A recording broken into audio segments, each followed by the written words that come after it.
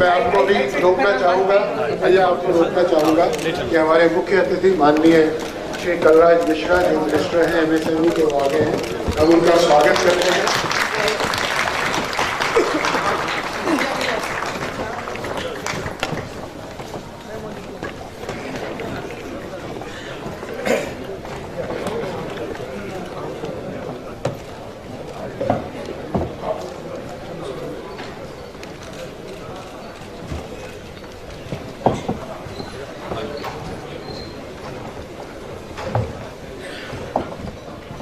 मैं जो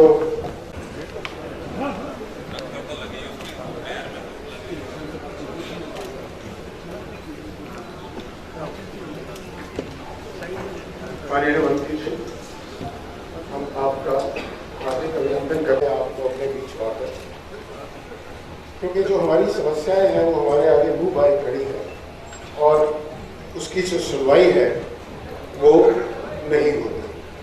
आज आपका यहाँ आना हमारे में एक उम्मीद जगाता है कि जो मिनिस्ट्री ऑफ MSME है इसको राइट स्पिरिट में ले रही है। इसके लिए हम आपका बहुत बहुत धन्यवाद करते हैं। तो मेरे आप सबसे अनुरोध है, जो बाईस के रुझान है, कृपया आए और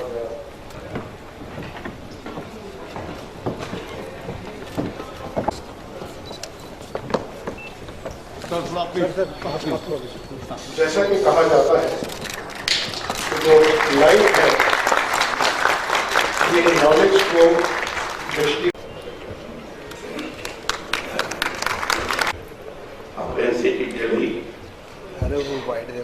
की तरफ से आयोजित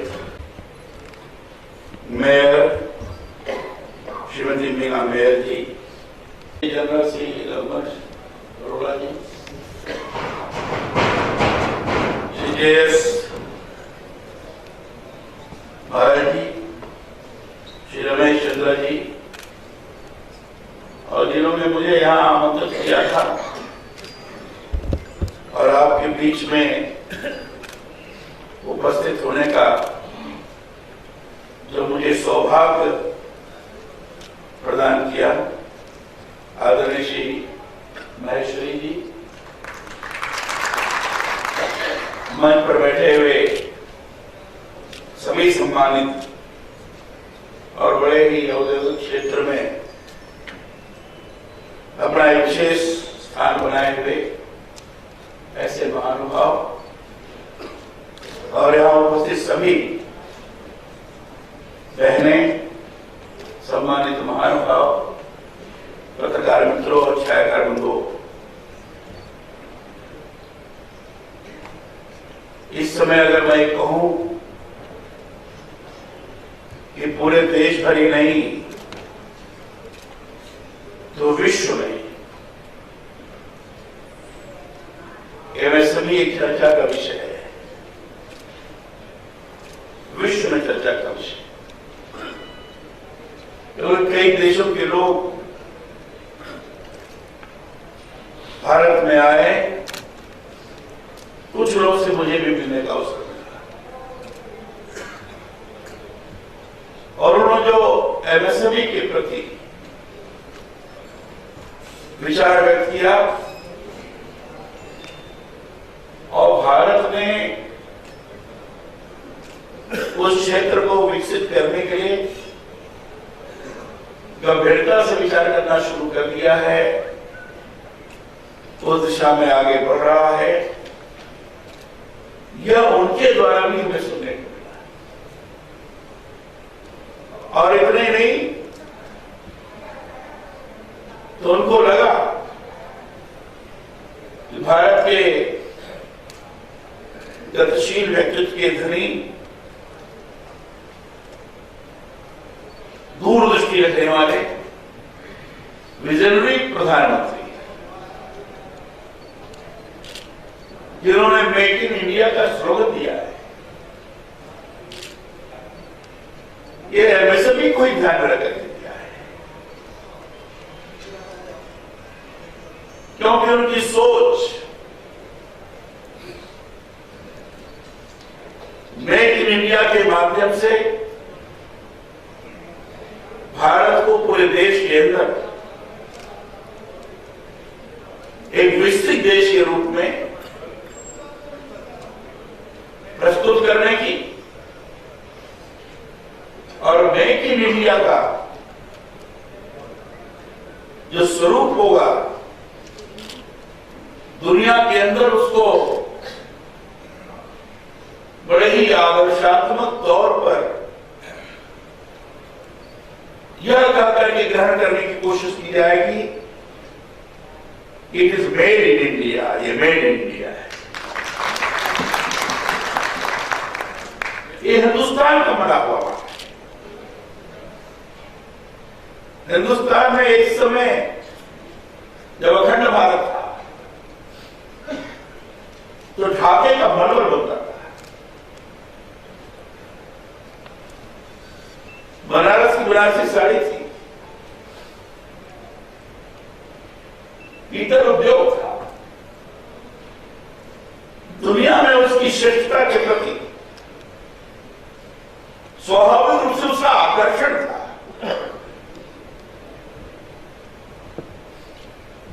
वह है स्थिति निर्माण। और एमएसएमई जिसके बारे में हमें हमारे संचालक महोदय ने अपने उद्बोधन के दौरान कहा,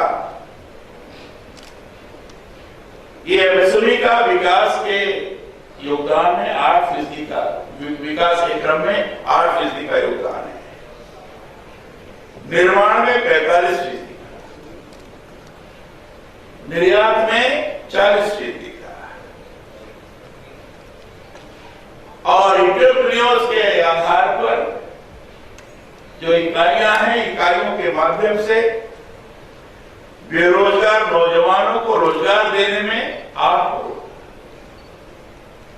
एक मोटा मोटा आंकड़ा है, मैं इसको बहुत ऑथेंटिक आंकड़ा ऐसा नहीं करता हूं, देखिए मोटा मोटा आंकड़ा है। यह उस समय है जब एमएसएमई के प्रति जिस प्रकार की गंभीरता स्थापित करनी चाहिए थी नहीं थी। जैसे प्रारंभ में बोलते समय उन्होंने कहा कि एमएसएमई इतना उपेक्षित था, जो हम ठीक करना बहुत उपेक्षित था। ये मंत्रालय बने, अब माने कह दिया एक से समझ जाएगी, लोग समझे किसी को दंड देना है तो एमएसएमई डालो, ऐसा माना था। उस समय की जो स्थिति है, अब तो एमएसएमई में भारत के प्रधानमंत्री ने जिस एनसीटी दिल्ली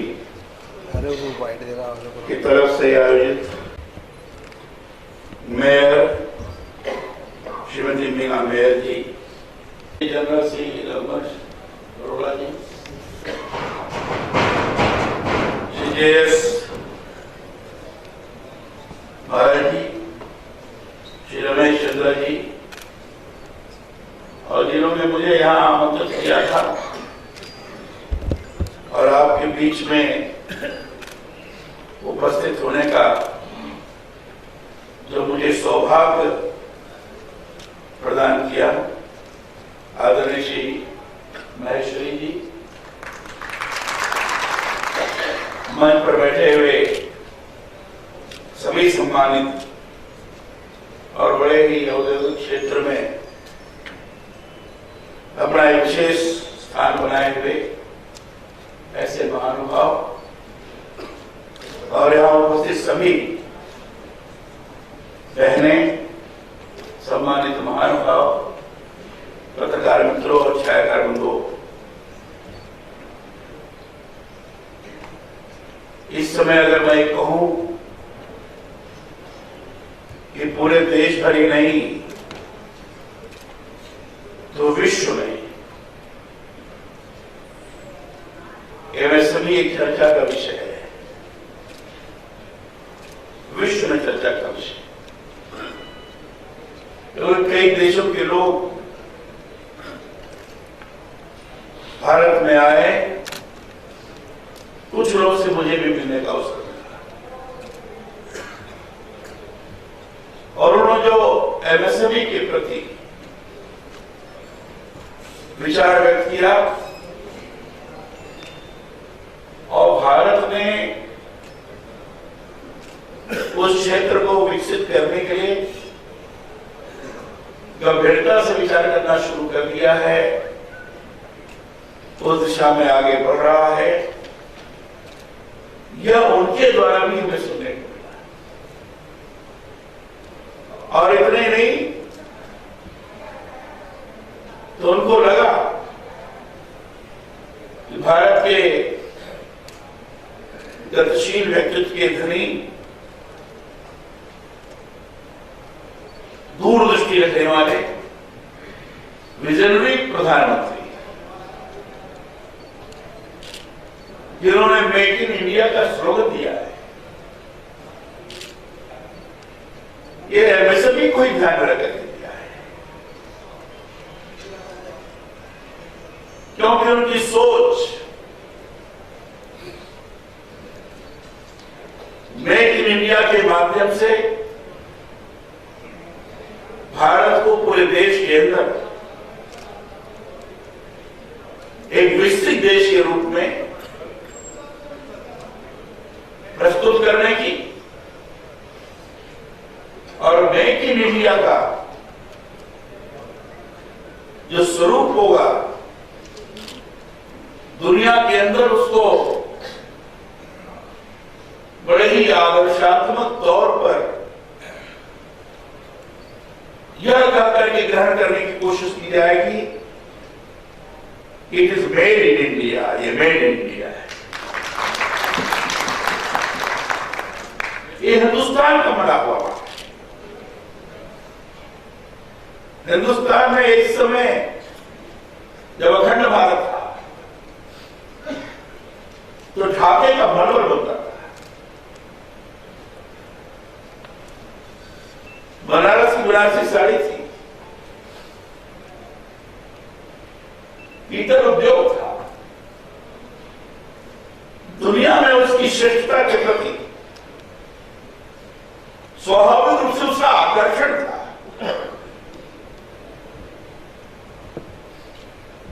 वह है स्थिति निर्माण। और एमएसएमई जिसके बारे में अभी हमारे संचालक महोदय ने अपने उद्बोधन के दौरान कहा, ये एमएसएमई का विकास के योगदान है 8% का, विकास के क्रम में 8% का योगदान है, निर्माण में 45%, निर्यात में 40% का, और एंटरप्रेन्योर्स के आधार पर जो इकाइयां हैं, इकाइयों के माध्यम से बेरोजगार नौजवानों को रोजगार देने में 8 करोड़, एक मोटा मोटा आंकड़ा है, मैं इसको बहुत ऑथेंटिक आंकड़ा ऐसा नहीं कहता हूं, देखिए मोटा मोटा आंकड़ा है। यह उस समय है जब एमएसएमई के प्रति जिस प्रकार की गंभीरता स्थापित करनी चाहिए थी नहीं थी। जैसे प्रारंभ में बोलते समय उन्होंने कहा कि एमएसएमई ये थोड़ा उपेक्षित था, जो ठीक है बहुत उपेक्षित था, ये मंत्रालय बने, अब माने कह दिया किससे आप समझ जाइए, लोग समझे किसी को दंड देना है तो एमएसएमई डाल, ऐसा माना था। उस समय की जो स्थिति है, अब तो एमएसएमई में भारत के प्रधानमंत्री ने जिस तरीके से अपने वक्तव्य के माध्यम से, आचरण के माध्यम से, कार्य के माध्यम से, क्रियाकलाप के माध्यम से जो संदेश दिया है, वह संदेश अपने आप इस बात के लोगों के मनोस्थिति में बड़ा स्थान बना रहा है। ये सरकार लघु उद्योगों को व्यापकता प्रदान करेगी, पूरे देश भर में यह लघु उद्योग अपनी व्यापक स्थिति निर्माण करेंगे। हम अधिक से अधिक इंटरप्रेन्योर तैयार करेंगे, अधिक से। और उसमें हमने ये भी कहा है, मैंने अपनी तरफ से भी जोड़ा है, प्रधानमंत्री की इच्छा है, हम रूरल इंटरप्रेन्योर भी अधिक से अधिक तैयार करें, वुमन इंटरप्रेन्योर भी अधिक से अधिक तैयार करें, SC/ST इंटरप्रेन्योर भी अधिक से अधिक तैयार करें। ये हो सकते हैं, कठिन नहीं है। छोटी छोटी पूंजी वाले छोटे उद्यमी हो सकते हैं, कठिन नहीं है। लेकिन जिस तरीके की जटिलताओं का सामना करना पड़ रहा है, जिसका वर्णन इन सभी जो आप सबों ने दिया है, ये सारा है जो MCD का और बाकी का उन्होंने वर्णन किया है, और जिस तरीके से प्रशासनिक आधार पर MSME को एकदम किनारे करते हुए भले ही नाम लिया गया होगा इंडस्ट्री पॉलिसी के अंतर्गत, लेकिन इसको कैसे ध्वस्त कर दिया जाए, उस स्वरूप उसे कानून के जरिए से जो उपलब्ध हो रहा है, इसका कैसे उत्पीड़न किया जाए, जैसे आपने कहा दोहरा टैक्स लगा करके त्रस्त किया जा रहा है, किस तरीके से इनको और अनेक ढंग से अनेक स्थानों पर भेजकर इनके शक्ति का अवमूल्यन किया जाए, समय का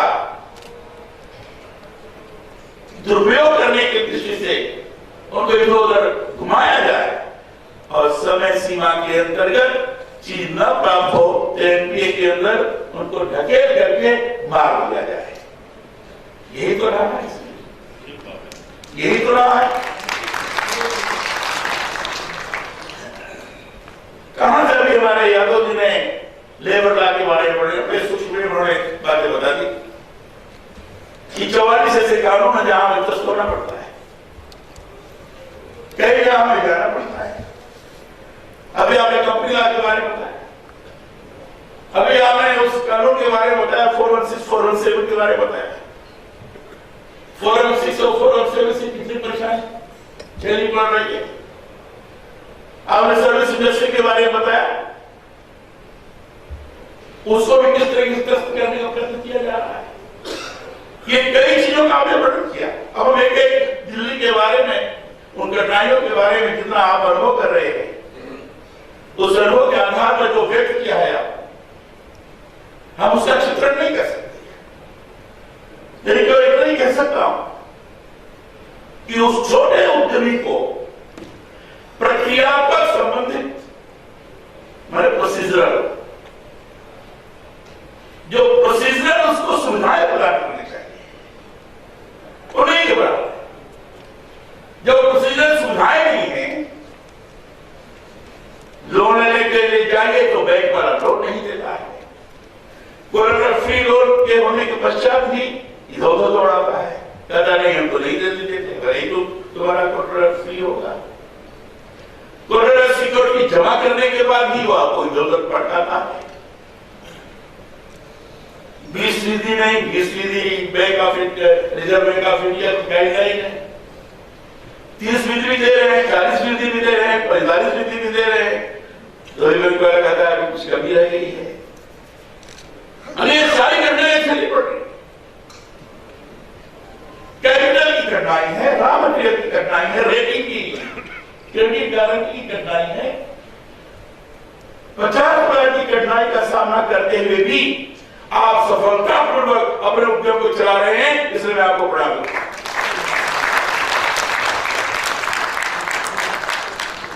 कठिनाई कम नहीं,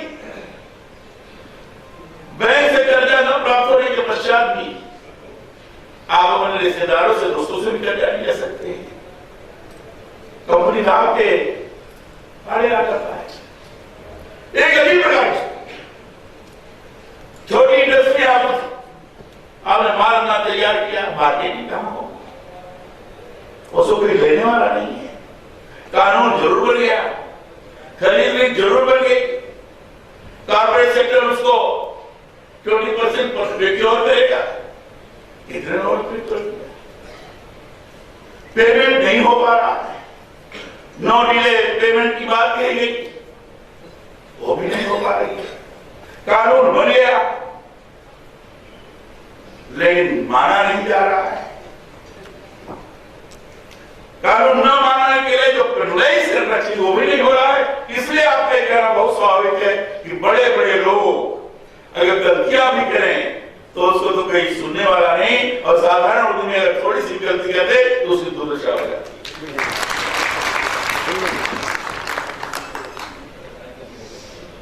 ये सारी बात छोटा उद्यमी है, 1.5 करोड़ का एक्साइज का मामला है। अब 1.5 करोड़ आज के जमाने में क्या है? मैं बड़ा समझ से चाहता हूँ, अरुण से कहिए या उसको क्योंकि अरुण जी और मुराद शर्मा जी का जानते ही बताने की जरूरत नहीं है। मैंने लिख के भेजा, अरे 1.5 करोड़ क्या होता, 5 करोड़ से कम नहीं होना चाहिए, ऐसा मेरा विचार। हम नहीं बढ़ा पाएंगे अपने छोटों को। ये 1.5 करोड़ भी कम थी, कितने साल पहले नहीं, करूँ तो आप लोग कहेंगे करना जी बहुत देर होगी। नहीं तो मैं तो फिर काटा जिंदगी से शुरू करूंगा, मुझे तो पूरा इतिहास पता है। ये तो छोड़ दो, मेरा कहना है भविष्य में क्या होगा, मैं इसलिए वर्णन कर रहा हूँ कि हम करने जा रहे हैं।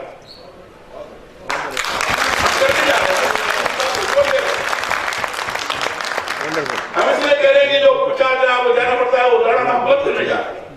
और आप देखा होगा EM1 EM2 पर हमने एकदम तय कर दी, ऑनलाइन होगा। हमने 6 प्रदेशों को जाकर उनको ट्रेन भी किया है, हम जल्दी इसको लॉन्च भी करने जा रहे हैं।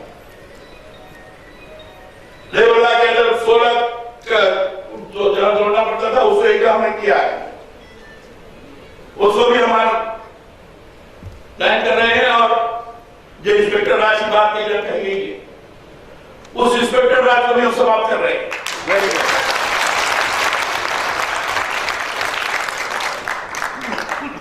कंप्यूटर के माध्यम से इंस्पेक्टर हम तय करेंगे किस फैक्ट्री में इंस्पेक्टर जाएगा। हम जांच करेंगे, ऐसा नहीं कि जांच नहीं करेंगे, हम तय करेंगे क्या तुम्हें यहां जाना है, वहां जांच करो, 72 घंटे के अंदर रिपोर्ट दो। और 72 घंटे के अंदर रिपोर्ट नहीं देते हैं तो उनको दंडित किया जाएगा। और आगे अगर किसी को भेजा तो कौन जाएगा ये किसी को पता नहीं, फिर कैसे आप परेशान कर पाएंगे? फिर हमारा और छोटा उद्यमी नहीं परेशान होगा। अगर दंडित होगा तो इंस्पेक्टर दंडित होगा, क्योंकि पारदर्शिता होगी, ट्रांसपेरेंसी होगी। यह बदलने की कोशिश कर रहे हैं। छोटा उद्यमी को अगर कर्जा नहीं मिल रहा है, क्रेडिट गारंटी की परेशानी आती है, तो हमने क्रेडिट गारंटी ट्रस्ट फंड की व्यवस्था बना और उस माध्यम से हम बैंक से ऋण दिलवाए। हमारा उद्यमी उसके लिए जिम्मेदार नहीं होगा, जिम्मेदार होंगे एमएसएमई जिम्मेदार होगा, और उसके मुख्य करदाता है वो जिम्मेदार, उसको रोड मिलेगा। हमने सभी स्टेट से भी आग्रह किया, सभी राज्यों से भी आग्रह किया तो उस दिशा में आगे बढ़े। एंटरप्रेन्योरशिप अधिक दिशा में आना चाहिए। एंटरप्रेन्योरशिप को हम डेवलप करेंगे तो हमारे बेरोजगार नौजवान समुचित तौर पर समायोजित हो सकेगा। समुचित तौर पर अगर नौजवान का समायोजन करना है, अभी आप लोगों ने स्किल डेवलपमेंट के बारे में संजय जी बताया, रघुवर जी बताया, और संजय जी ने शायद उसको बताया था क्या बताया था। ये स्किल डेवलपमेंट इसमें प्रायोरिटी दी है, और प्रायोरिटी हर हिसाब से किया है। हमने प्रायोरिटी दी है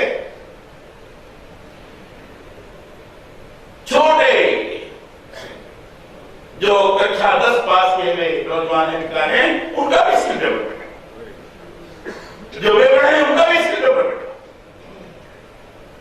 किसी का मशीन पर हो, किसी का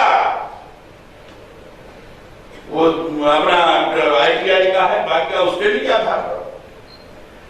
और हमारे शर्मा जी ने शायद बात की, ध्यान नहीं आ रहा मुझे, या हमारे संचालक महोदय ने बात की थी, उन्होंने एक बहुत अच्छी बात की और मैं आकर अगर वो ऐसे लोग कह रहे हैं उसको, इसकी डेवलपमेंट की बात थी शायद कि हर उद्योग ये तय कर ले, यहाँ 40,000 है औद्योगिक इकाइयां, 40,000 औद्योगिक इकाइयां, अगर ये क्यों तय करें कि अपने इकाई में 2 का हम स्किल डेवलपमेंट करेंगे, 2 का ज्यादा नहीं करें, 2 का अगर हमने किया तो कितने हो गए? 80,000। 80,000 जवान लग जाएगा। मैं तो 2 की बात कह रहा हूं, उसके अंदर कोई अलग से इंस्टीट्यूशन खोलना पड़ेगा, न टेक्निकल इंस्टीट्यूशन खोलना पड़ेगा, न 50 तरह की विज्ञापन निकालने पड़ेंगे, कुछ नहीं करने पड़ेगा। लेकिन केवल तो और कोई सक्षम हुआ हो गया, हम 2 नहीं, हम 10 करेंगे, 5 करेंगे, जैसा भी जिस क्षमता हो। अरे इसके कारण एक रिवॉल्यूशन होगा। इसके डेवलपमेंट हमारे प्रधानमंत्री जी ने वैसे मंत्रालय खोला है। हम कहेंगे प्रधानमंत्री जी आप चिंता मत करिए, इसके पैसा मत लगाइए, हम स्किल डेवलपमेंट अपने ही औद्योगिक इकाई में चलाएंगे और लोगों के सामने ये किया जा सकता। लेकिन उसको भी हम कर रहे हैं। हम अपने विभाग से MSP की तरफ से, हालांकि स्किल डेवलपमेंट तो ऐसा एक शब्द है जो सभी विभागों में, कोई मंत्रालय, कोई विभाग ऐसा नहीं है जिस मंत्रालय में बगैर स्किल डेवलपमेंट से काम हो सकता हो। लेकिन हमें तो कहते हैं कि हमें छोटे छोटे इंक्यूबेशन सेंटर्स, उसमें 1.5 करोड़, 2 करोड़, 3 करोड़ की लागत, उसमें कई मशीनें, कोई 5 लाख की मशीन, कोई 10 लाख की मशीन, कोई 12 लाख की, हमने देखा, इसलिए बोल रहा हूं।